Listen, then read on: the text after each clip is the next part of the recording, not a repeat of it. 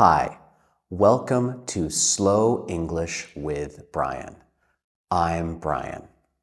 In this video, we are going to talk about vocabulary.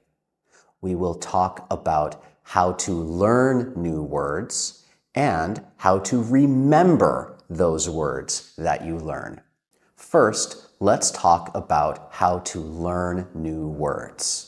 I am going to talk from my own experience as a teacher of English and as a student of Vietnamese. As a teacher, I see that students learn new words better when they learn them in context. Context means a situation, basically. So what do I mean? What I mean is, if you just open a dictionary and try to learn random words, you probably won't remember most of the words that you see. But if you like to read fantasy books or history books and read a book like that in English and use a dictionary to research any word that is new to you, you will likely remember the words much better because they are all connected in the same context. Context is very important. So, find a context that you like. If you like reading about fashion, use that as your context. Learn a lot of fashion words in fashion books or fashion videos or even fashion movies.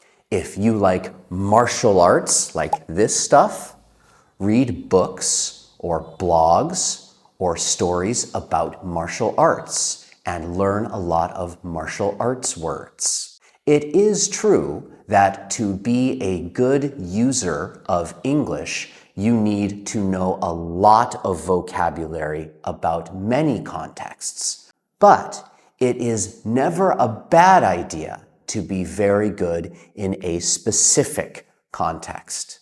So if you like it, dive into it. Learn about it. Learn the words. It will be good for you.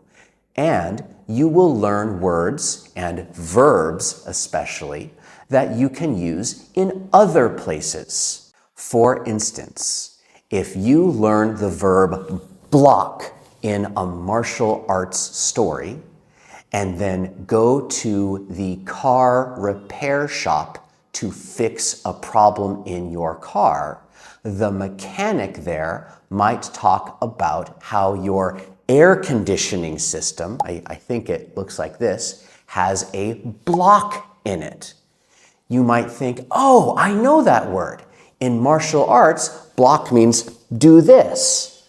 So a block in my air conditioning system maybe is similar. Maybe it's stuck or not moving. You can learn words in one context and use them in another context. That is a good way to learn English. Also, now that tools like AI exist, if you learn a new word, you can go to your favorite AI and say something like this. AI, please use this word in 10 different sentences, and please make the sentences very different. That way, you can see how native speakers of English use the word in different situations. That is a very good way to help your learning.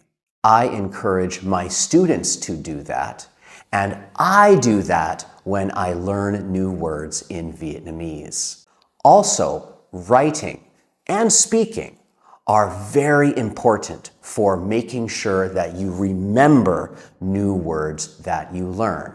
Looking at a new word and then reading its definition in a dictionary is easy.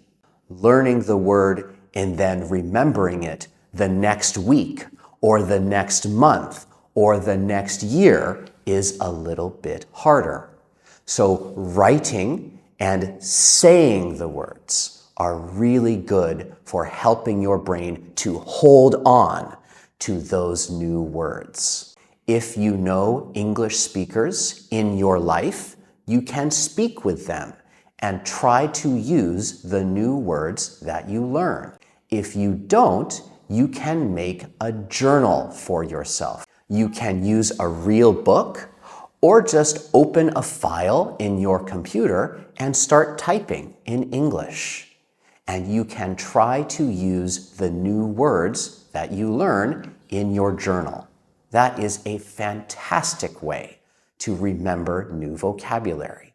Another thing that is very important and much easier nowadays because of AI is seeing how a word in English is similar to and different from a word that has a similar meaning in your own language. For instance, in Vietnamese, there are two words that when you put them together can mean bread or sandwich. So my students often get confused and use the wrong word in English because in English we have two words, bread and sandwich.